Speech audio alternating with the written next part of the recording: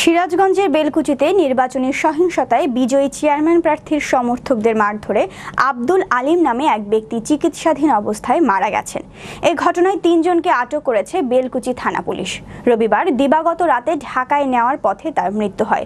নিহতদের স্বজন ও স্থানীয়রা জানান, নিহত আব্দুল আলিম বেলকুচি উপজেলা পরিষদ নির্বাচনের চেয়ারম্যান প্রার্থী বদিউদ্দুজ্জামান ফকিরের মোটরসাইকেল প্রতীকের কর্মী ছিলেন। ৮ মে নির্বাচনের ভোট গ্রহণ শেষে প্রতিদ্বন্দ্বী দোয়াত কলম প্রতীকের প্রার্থী আমিনুল ইসলাম সরকার বিজয়ী হন।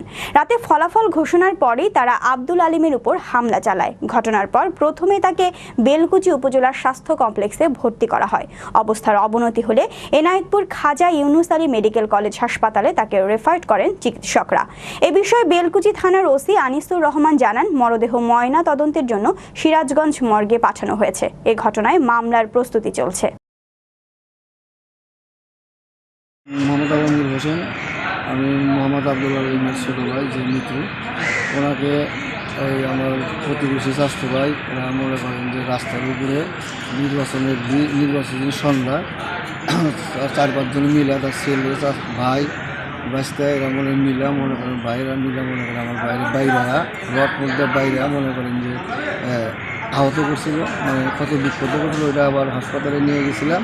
নেওয়ার পরে আবার বাড়িতে নিয়েছিলাম। তারপর পরবর্তীতে আরও বেশি গুরুতর অবস্থা অবনতি হওয়ার কারণে আবার নিয়ে গেছি এনায়েতপুর হসপিটালে। ফোন থেকে আবার ঢাকা রেফার করার পরে ওখানে হাসপাতালে নেওয়ার পরে মারা গেছে।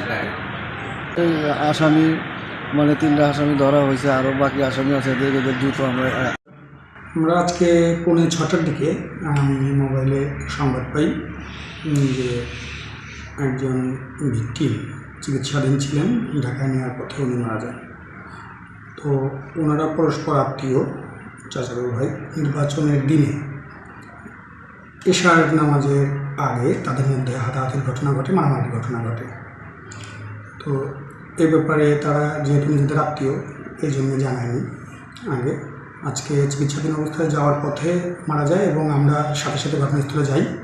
গিয়ে যারা মূল অভিযুক্ত যাদের নাম পাই তাদেরকে আমরা 3 জনকে আটক করি এবং লাশ ঢাকা থেকে ফেরত আসলে আমরা লাশের স্থলতল প্রস্তুত করি এবং পরবর্তী যে এজাহার প্রাপ্তি সাপেক্ষে আমরা পরবর্তী আইনগত ব্যবস্থা গ্রহণ করি।